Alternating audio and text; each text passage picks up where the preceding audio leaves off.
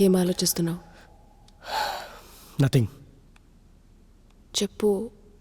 Swathi call you yesterday? No, why would she call me? నిన్న నా పాకెట్లో స్వాతి ఐపీఎల్ చూసింది. అడిగితే నిధి కోసం కొన్నా అని చెప్పా.